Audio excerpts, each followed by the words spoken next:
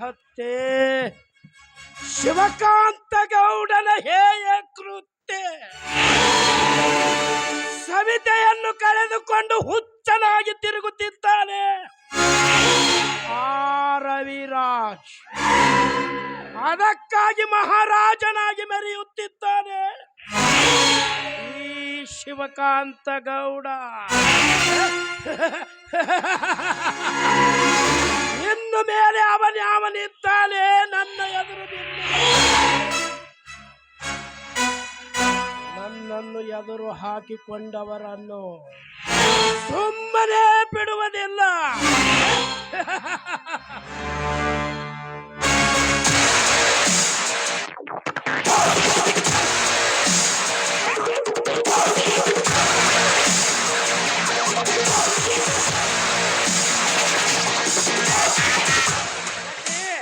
ಲೇ ಶೆಟ್ಟಿ,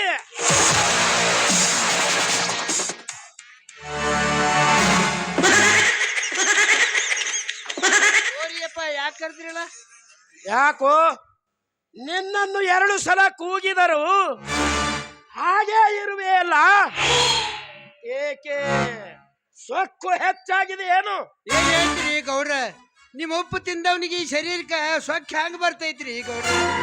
ಹಂಗೇನಿಲ್ರಿ ಅಪ್ಪ, ಇತ್ತಿತ್ಲಾಗಿ ನಂದು ವಯಸ್ಸು ಕಡಿಮೆ ಆಗ್ಯದ್ರಿ, ಕಿವಿ ಕೇಳ್ಸಂಗಿಲ್ಲ, ಅದ್ರ ದಿವಸಕ್ಕೆ ಒಂದು ಸ್ವಲ್ಪ ಕೇಳಿಸಿಲ್ರಿ ಗೌಡ್ರ. ಹಾ ಇರಲಿ, ನಿನಗೆ ಹಣ ಎಷ್ಟು ಬೇಕೋ ಅಷ್ಟು ತೆಗೆದುಕೊಂಡು ಮೊದಲು ಆ ನಿನ್ನ ಕಿವಿಗಳನ್ನು ಚೆಕಪ್ ಮಾಡಿಸಿಕೊ. ಆಗಲ್ರಿ ಗೌಡ್ರ, ಆಗಲ್ರಿ. ಈಗ ಯಾಕಂದ್ರಿ ವಯಸ್ಸಾಗ್ಯದ್ರಿ, ಈ ಕಿವಿದು ಈ ಡಾಕ್ಟರ್ ಕಡೆ ಆಗ ಮಾತಲ್ರಿ. ಈಗ 60-67 ನಡೆದವ್ರಿ, ಅರು ಮರು ಹಿಡ್ದದ್ರಿ ಗೌಡ್ರ, ಅರು ಮರು. ಹಾ ಇರಲಿ ಶೆಟ್ಟಿ, ಮೊದಲು ಈ ವಿಕ್ರಾಂತನನ್ನು ಅರ್ಜೆಂಟ್ ಕೆಳಗಿಳಿದು ಬರಲು ಹೇಳು.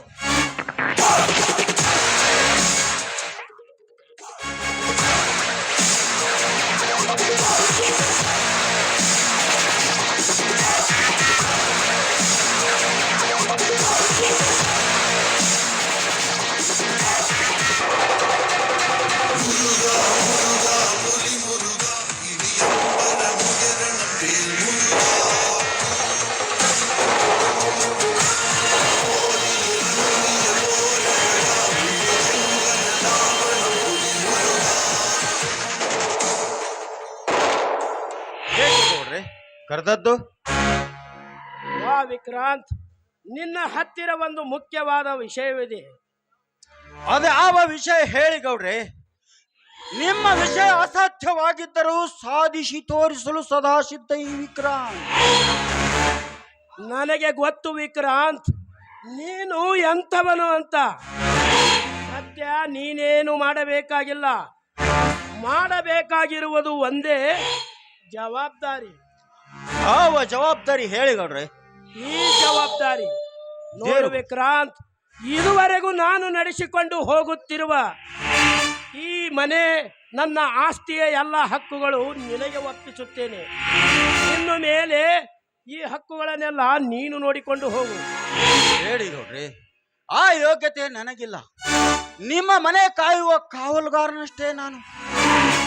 ನನಗೇಕೆ ಬೇಕು ಈ ತಿಜೋರಿಕಿ? ನಮ್ ಗೌಡ್ರು ಹೇಳ್ತಾರ ತಗೋರಿ, ಯಾಕೆ ವಾಲ್ ಅಂತೀರಿ, ಯಾಕೆ ಬ್ಯಾಡ ಅಂತೀರಿ ನೀವು? ಬಾಯಿ ಮುಚ್ಚಿಕೊಂಡಿರೋ ಕತ್ತೆ, ಉಪ್ಪು ಉಂಡ ಮನೆಗೆ ಉಗುಳುವ ಭಂಡನಲ್ಲ ಈ ವಿಕ್ರಾಂತ್. ಶಿವಕಾಂತ ಗೌಡ್ರ ಆಶೆ ನನಗೆ ಆಜ್ಞೆ. ಅವರ ಎದುರಾಗಿ ನಿಲ್ಲುವ ಹಸುಳೆಗಳನ್ನು ಸುಟ್ಟು ಹಾಕುವುದೇ ಈ ವಿಕ್ರಾಂತನ ಪ್ರತಿಜ್ಞೆ. ಯಾಕ್ರಿ ಅಪ್ಪ ಬ್ಯಾಡ ಅಂದ್ರೆ ಬಿಡ್ರಿ, ಎಷ್ಟ ಅಡ್ರಕ್ಕನೆ ಬರ್ತೀರಲ್ಲ ನನ್ನ ಮ್ಯಾಗ. ವಿಕ್ರಾಂತ್, ಶೆಟ್ಟಿ ಹೇಳುವ ಮಾತು ನಿಜವಿದೆ. ನಾನೇನು ನಿನ್ನ ಆಸೆಗೆ ಅಡ್ಡಿಯಾದವನಲ್ಲ, ನಿನ್ನ ತಲೆಯ ಮೇಲೆ ಭಾರವನ್ನು ಹೊರಿಸುತ್ತಿಲ್ಲ. ನೀನು ಮಾಡುತ್ತಿರುವ ಕೆಲಸದ ಜೊತೆಗೆ ಇದನ್ನು ನೀಗಿಸಿಕೊಂಡು ಹೋಗುವೆ ಎಂದು ತಮ್ಮನ ಸರಿ ಎಂದು ಹೇಳಿರುವೆ ಅಷ್ಟೇ. ಆಯ್ತು ಗೌಡ್ರಿ, ನೀವು ನಿಮ್ಮ ಮಾತನ್ನು ಮೀರಲು ಸಾಧ್ಯವಿಲ್ಲ. ನೀವು ಹೇಳಿದಂತೆ ಕೇಳುವುದೇ ಈ ವಿಕ್ರಾಂತನ ತೀರ್ಮಾನ. ವೆರಿ ಗುಡ್, ಹಾಗಾದರೆ ತೆಗೆದುಕೋ.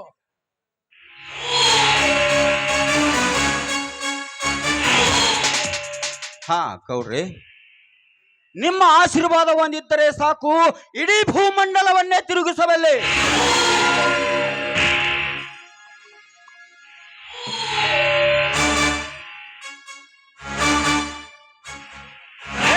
ಗೋಪಾಲ,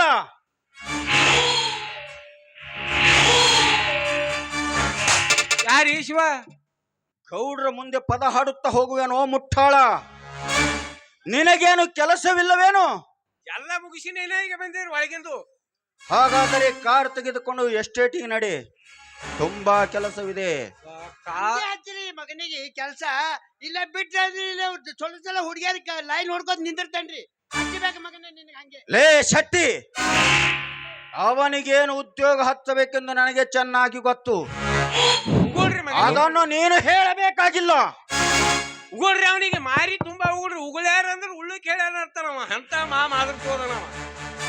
ಲೇ ಗೋಪಾಲ, ಅವನಿಗೆ ಹಚ್ಚುತ್ತೇನೆ ಕೆಲಸವನ್ನು, ನೀನು ನಡೆ. ಆಯ್ತ್ರಿ, ಬರ್ತಾರ ಗಾಡಿ ತಗೊಂಡು. ಶೆಟ್ಟಿ, ಪಂಕ್ಚರ್ ಆಗ್ಯದ್ರಿ. ಆ ಪಂಕ್ಚರ್ ದುಕಾನ್ದವ ಮಾತ್ರ ಚಾವಿ ಅವನ ಹೆಂಡತಿ ಬಲಿ ಇಟ್ಟನತ್ರಿ. ಆಕಿ ಸಂಡಸ್ಗೆ ಹೋಗ್ಯಾಳತ್ರಿ. ಯಾವಾಗ ತರ್ತಾಳೆ ಯಾರಿಗೆ ಗೊತ್ತು. ಲೇ ರಿಪೇರಿ ಮಾಡಿಸಿಕೊಂಡು ನಡೆ. ಶೆಟ್ಟಿ, ನೀನು ನಡೆ, ಕೆಲಸವಿದೆ. ಆಯ್ತ್ರಿ ಸಾವ್ಕಾರ. ಹಾ ಗೌಡ್ರಿ, ನಾನು ಇನ್ನು ಬರುತ್ತೇನೆ, ನನಗೆ ತುಂಬಾ ಕೆಲಸವಿದೆ. ಆಯ್ತು, ಹೋಗಿ ಬಾ ವಿಕ್ರಾಂತ್.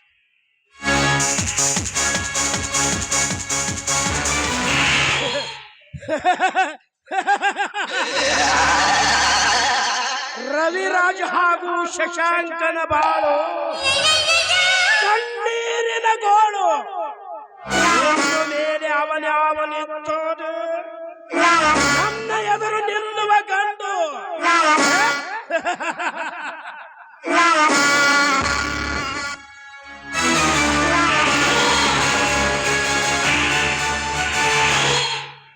ಚಂಬ ಕೊಚ್ಚಿಕೊಳ್ಳಬೇಡ ಬಣ್ಣ, ನಿನಗಾಗಿ ಕಾದಿದೆ ಈ ಗಂಡಲೆಯ ಗಂಡಿನ ಗುಂಡು. ಇದೇನು? ಇದುವರೆಗೂ ಈ ಊರಲ್ಲಿ ನನ್ನ ಎದುರು ನಿಲ್ಲುವ ಗಂಡು ಆ ರವಿರಾಜನನ್ನು ಬಿಟ್ಟು ಬೇರೆ ಯಾರು ಇರಲಿಲ್ಲ ಈ ಊರಲ್ಲಿ. ಆದರೆ ಇಂದು ಅದು ಯಾವುದೋ ನಾಯಿ ಬಗಳುತ್ತಿದೆ ಅಲ್ಲ. ಇದು ಬಗಳುವ ನಾಯಿ ಅಲ್ಲ ಗೌಡ, ಅನ್ಯಾಯದ ಅಟ್ಟದ ಮೇಲೆ ಕುಳಿತು ದಿಟ್ಟತನದಿಂದ ಅಟ್ಟಹಾಸದಲ್ಲಿ ಮೆರೆಯುತ್ತಿರುವ ನಿಮ್ಮಂತ ಕೆಟ್ಟ ಹುಳವನ್ನು ಮೆಟ್ಟಿ ನಿಂತು ಕಚ್ಚು ತಿನ್ನುವ ಹುಲಿ.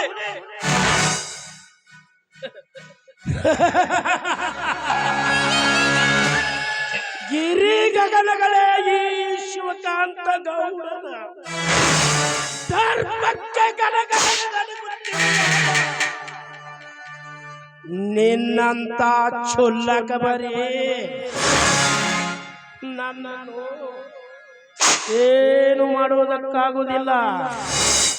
ಅದು ಇರಲಿ, ನನ್ನ ಕೋಟೆಗೆ ನುಗ್ಗಿ ಎದೆ ಹಿಗ್ಗಿಸಿ ಮಾತನಾಡಿದ ಹಸುಳೆ ನೀನ್ಯಾರು? ಸಿಪಾಯಿ, ಸಿಡಿದಾದ ಸಿಪಾಯಿ. ರವಿರಾಜನ ತಮ್ಮ. ನೋಡು, ಸುಮ್ಮನೆ ನನ್ನ ಜೊತೆ ವಾದ ಮಾಡದೆ ಸುಮ್ಮನೆ ಇಲ್ಲಿಂದ ಹೊರಟು ಹೋಗು.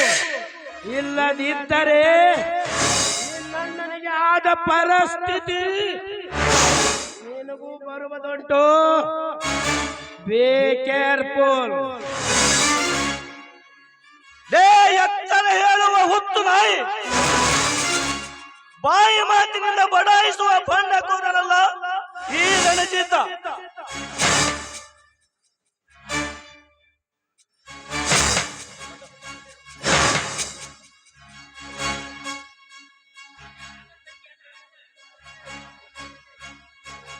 ಗೌಡ, ನನ್ನ ತಂಗಿಯನ್ನು ನನ್ನಿಂದ ದೂರ ಮಾಡಿದೆಯಲ್ಲ, ಇಂದು ನೀನು ಭೂಗರ್ಭದಲ್ಲಿ ಅಷ್ಟೇ ಅಲ್ಲ, ನಿನ್ನ ತಾಯಿಯ ಗರ್ಭದಲ್ಲಿ ಅವಿತು ಕುಳಿತರು ಸರಿ, ಹೊರಗೆಳೆದು ನಿನ್ನ ಕತ್ತನ್ನು ಕತ್ತರಿಸಿ ನನ್ನ ತಂಗಿಯ ಸಮಾಧಿಗೆ ಗದ್ದುಗೆಗೆ ಮಾಡಿಸಿ ಬಿಡುವೆ ರಕ್ತಾಭಿಷೇಕ.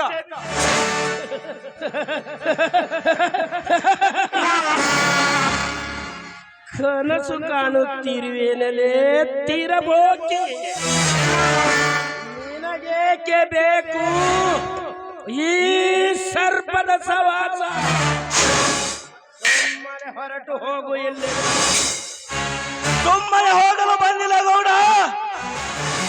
ನಿನ್ನ ಎದೆ ಸಿಡಿ ರಕ್ತದ ಕಲೆಯಾಡಲು ಬಂದಿರುವೆ ಗೌಡ. ಮುಗಿಯಿತು ಇಂದಿಗೆ ನಿನ್ನ ಕಪಟ ನಾಟಕದ ಸನ್ನಿವೇಶ. ಎನಿಸಿಕೋ ನಿನ್ನ ಹೆತ್ತವರನ್ನು, ಚಂದನಾಗು ಶವನ ಪಾದ ಸೇರಲು.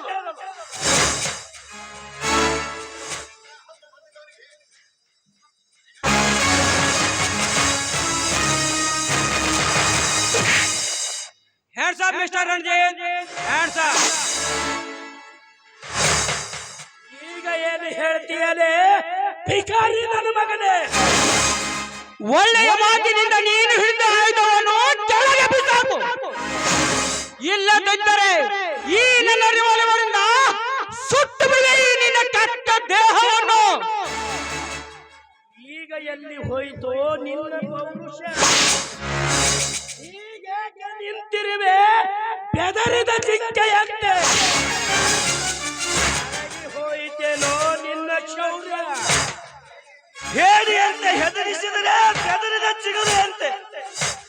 ನಿಲ್ಲುವ ಚದುರ ನಾನಲ್ಲ ಗೌಡ, ನರಸತ್ತನ ಮರ್ತನಂತೆ ಚಂಡನಾಗಿ ರಂಡೇರ ಗಂಡನಾಗಿ ಬಂಡನಂತೆ ಹೆಂಡ ಕುಡಿದು ಹೆಣ್ಣ ತಿನ್ನುವ ಹೇಳಿ ಗೌಡ ನೀನು. ಗೌಡ್ರೆ, ಇವನನ್ನು ಮಾತು ಬೇಸಲು ಬಿಟ್ಟರೆ ನಮ್ಮ ಮರ್ಯಾದೆಯ ಗಾಳಿಗೆ ತೂರಿ ಬಿಡುತ್ತಾನೆ ಈ ಸೂಳೆಯ ಮಗ. ಸೂಳೆಯ ಮಗ ನಾನಲ್ಲ ಇನ್ಸ್ಪೆಕ್ಟರ್, ಹೆತ್ತ ತಾಯಿಯ ಸಮನಾಗಿರುವ ಈ ನಿನ್ನ ಕರ್ತವ್ಯ ದೇವತೆಯನ್ನೇ ಲಂಚದಾಸೆಗಾಗಿ ಮಂಚದ ಮೇಲೆ ಮಲಗಿಸಿ ವ್ಯಭಿಚಾರಕ್ಕೆ ಹತ್ತುವ ನೀನು ಸೂಳೆಯ ಮಗ. ಬಾಯಿ ಮುಚ್ಚು ಬದ್ಮಾಶ್, ಬಾಯಿಗೆ ಬಂದಂತೆ ಬಹಿಷ್ಕಾರ ಹಾಕಿದರೆ ನೀ ಕೆಟ್ಟ ದೇವವನ್ನು ಸುಟ್ಟು ಬಿಡುವೆ. ಎಚ್ಚರ! ಲೇ ಎತ್ತರ ಹೇಳುವ ಹುತ್ತು ನಾಯಿ, ಬಾಯಿ ಮಾತಿನಿಂದ ಬಡಾಯಿಸುವ ಬಣ್ಣಕೋರಲ್ಲ ಈ ರಣಜಿತ. ಮಿಸ್ಟರ್ ಸೂರ್ಯಕಾಂತ್, ನಿನ್ನಂತ ಸಣ್ಣನಿಗೆ ಪುಟ್ಟನಾಗಿ ರಣರುದ್ರ ಕಂಡರೆ, ನಿನ್ನ ಎದೆ ಗಟ್ಟಿಯಾಗಿದ್ದರೆ ಈ ರಣಜೀತನ ರಣರಂಗಕ್ಕೆ ಬಂದು ಯುದ್ಧಕ್ಕೆ ಸಿದ್ಧನಾಗು. ಆಗ ತಿಳಿಯುವುದು ಯಾರು ಸೂಳೆಯ ಮಗ, ಯಾರು ಕರತೆಯ ಮಗ ಎಂಬುದು. ಗೌಡ್ರೆ, ನೀವು ಒಂದೇ ಒಂದು ಮಾತು ಹೇಳಿದರೆ ಸಾಕು, ಕ್ಷಣದಲ್ಲಿ ಸುಟ್ಟು ಬಿಡುವೆ ಈ ಚುಲ್ಲಕನನ್ನು. ಶಾಂತಿ ಸೂರ್ಯಕಾಂತ್, ಶಾಂತಿ. ರೋಷದ ಆವೇಶ ನಿಮಿಷ ಮಾತ್ರ. ಪ್ರಾಣದಾನ ಮಾಡಿ ಕಳಿಸಿಬಿಡು, ಬದುಕಿಕೊಳ್ಳಲಿ. ಪ್ರಾಣದಾನ? ನನಗೆ ಪ್ರಾಣದಾನ ಮಾಡಲು ನೀನವನಲೇ ಗೌಡ. ಇಂದು ನಿನ್ನ ಅಂತ್ಯದ ಗುರಿ ತಪ್ಪಿತು. ಇನ್ನು ಮುಂದೆ ನಡೆಯಲಿ ನಮ್ಮಿಬ್ಬರ ನಡುವೆ ಕಾಂತಿಯ ಕದನ. ಕದನದ ಹಂತದಲ್ಲಿ ನಿನ್ನ ಚಕ್ರಿಯ ಮಾಡುವುದೇ ಈ ರಣಜಿತನ ಹೆಗ್ಗುರಿ.